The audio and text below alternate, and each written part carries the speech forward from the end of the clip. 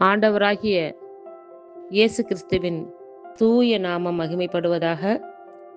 மத்தேயு எழுதிய சுவிசேஷம் 9ஆம் அதிகாரத்தை நாம் இப்பொழுது தியானிக்கலாம். அப்பொழுது அவர் படவில் ஏறி இக்கரைப்பட்டு தம்முடைய பட்டணத்திற்கு வந்தார். அங்கே படுக்கையிலே கிடந்த ஒரு திமிர்வாதக்காரனை அவரிடத்தில் கொண்டு வந்தார்கள். இயேசு அவர்களுடைய விசுவாசத்தைக் கண்டு திமிர்வாதக்காரனை நோக்கி, மகனே, திடன்கொள், உன் பாவங்கள் உனக்கு மன்னிக்கப்பட்டது என்றார். அப்பொழுது வேத பாரகரில் சிலர், இவன் தேவதூஷணம் சொல்லுகிறான் என்று தங்கள் உள்ளத்தில் சொல்லிக் கொண்டார்கள். இயேசு அவர்கள் நினைவுகளை அறிந்து, நீங்கள் உங்கள் இருதயங்களில் பொல்லாதவைகளை சிந்திக்கிறதென்ன? உன் பாவங்கள் மன்னிக்கப்பட்டது என்று சொல்வதோ, எழுந்து நடவென்று சொல்வதோ எது எளிது? பூமியிலே பாவங்களை மன்னிக்க மனுஷகுமாரனுக்கு அதிகாரம் உண்டென்பதை நீங்கள் அறிய வேண்டும் என்று சொல்லி திமிர்வாதக்காரனை நோக்கி, நீ எழுந்து உன் படுக்கையை எடுத்துக்கொண்டு உன் வீட்டுக்கு போ என்றார். உடனே அவன் எழுந்து தன் வீட்டுக்கு போனான். ஜனங்கள் அதைக் கண்டு ஆச்சரியப்பட்டு, மனுஷருக்கு இப்படிப்பட்ட அதிகாரத்தை கொடுத்தவராகிய தேவனை மகிமைப்படுத்தினார்கள். இயேசு அவ்விடம் விட்டு புறப்பட்டு போகையில் ஆயத்துறையில் உட்கார்ந்திருந்த மத்தேயு என்னும் ஒரு மனுஷனை கண்டு, எனக்கு பின் சென்று வா என்றார். அவன் எழுந்து அவருக்கு பின் சென்றான். பின்பு அவர் வீட்டிலே போஜன பந்தி இருக்கையில் அநேக ஆயக்காரரும் பாவிகளும் வந்து இயேசுவோடும் அவர் சீஷரோடு கூட பந்தி இருந்தார்கள். பரிசேயர் அதைக் கண்டு அவருடைய சீஷர்களை நோக்கி, உங்கள் போதகர் ஆயக்காரரோடும் பாவிகளோடும் போஜனம் பண்ணுகிறது என்னவென்று கேட்டார்கள். இயேசு அதை கேட்டு, பிணியாளிகளுக்கு வைத்தியன் வேண்டியதே அல்லாமல் சுகமுள்ளவர்களுக்கு வேண்டியதில்லை, பலியை அல்ல இரக்கத்தையே விரும்புகிறேன் என்பதின் கருத்து இன்னதென்று போய் கற்றுக்கொள்ளுங்கள். நீதிமான்களை அல்ல பாவிகளையே மனம் திரும்புவதற்கு அழைக்க வந்தேன் என்றார். அப்பொழுது யோவானுடைய சீஷர் அவரிடத்தில் வந்து, நாங்களும் பரிசேயரும் அநேக தரம் உபவாசிக்கிறோமே, உம்முடைய சீஷர் உபவாசியாமல் இருக்கிறது என்னவென்று கேட்டார்கள். அதற்கு இயேசு, மணவாளன் தங்களோடு இருக்கையில் மணவாளனுடைய தோழர் துயரப்படுவார்களா? மணவாளன் அவர்களை விட்டு எடுபடும் நாட்கள் வரும், அப்பொழுது உபவாசிப்பார்கள். ஒருவனும் கோடி துண்டை பழைய வஸ்திரத்தோடே இணைக்க மாட்டான். இணைத்தால் அதனோடே இணைத்த துண்டு வஸ்திரத்தை அதிகமாய் கிழிக்கும், பீறலும் அதிகமாகும்.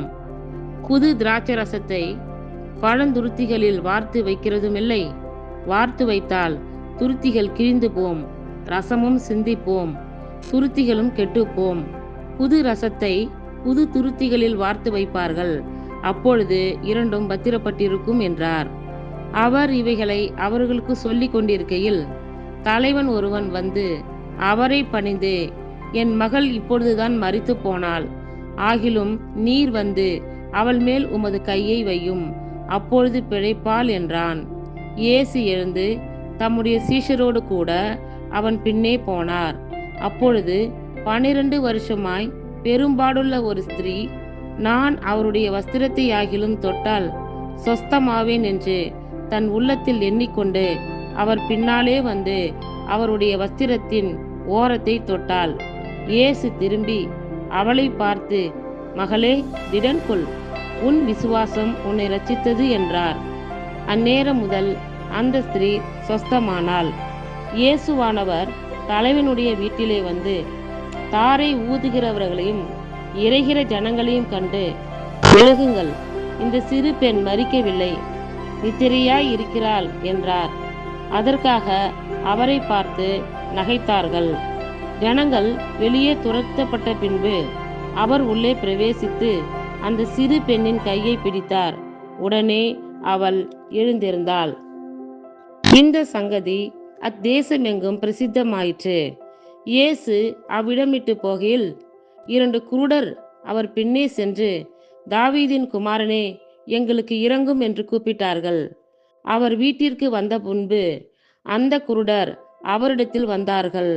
இயேசு அவர்களை நோக்கி, இதை செய்ய எனக்கு வல்லமை உண்டென்று விசுவாசிக்கிறீர்களா என்று கேட்டார். அதற்கு அவர்கள், ஆம், விசுவாசிக்கிறோம் ஆண்டவரே என்றார்கள்.